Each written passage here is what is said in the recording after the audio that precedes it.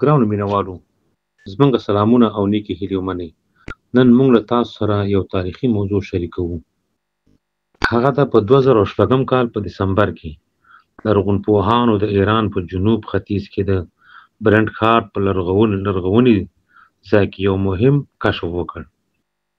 په داسې حال کې چې د برونزو د دورې هدیرې کیندل دوی د یوې ښځې پاتې شونې وموندل چې د هغې د سترګو په ساکت کې یو عجیب څیز درلود.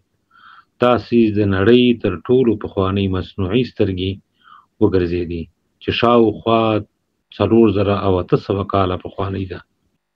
دا مصنوعي سترګې په قطر کې یو څه لږ وو او د لږ وزن لرونکي موادو څخه جوړه شوې وه.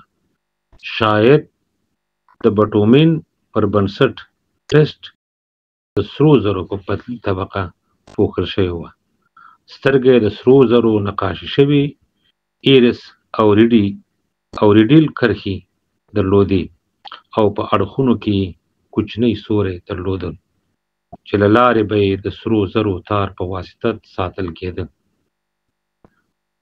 موندنه نه یوازې د هغې د ساتنې لپاره بلکې د دې پیچلي هنرونو لپاره هم د پام وړ ده. د دورې طبي او تخنیکي مهارتونه منعکس کوي.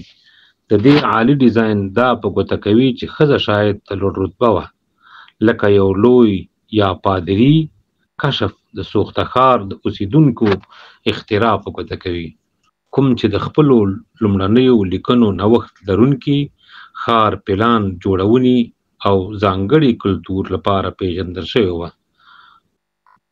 په 2014 کې دا سایټ د یونسکو د نړیوال میراث په لیست کې شامل شو. د لومړنیو تمدنونو په پوهېدو کې د هغه رول پیژندل شوی. شهر سوخته د ایران یو له پخوانیو ښارونو څخه دی چې شاوخوا 2000 ته تاریخ لري. دا موندنه موږ ته د پرمختللي طبي مهارتونو، د هنر ژورتیا او د هغه وخت د خلکو د اشرافو ژوند ته بصیرت راکوي. دا نه یوازې د نړۍ په کچه د مصنوعي غړو د کارونې لومړنۍ بیلګه ده، بلکې د هغه وخت د خلکو هنري ذوق او ساینسي پوهه هم ګرځوي.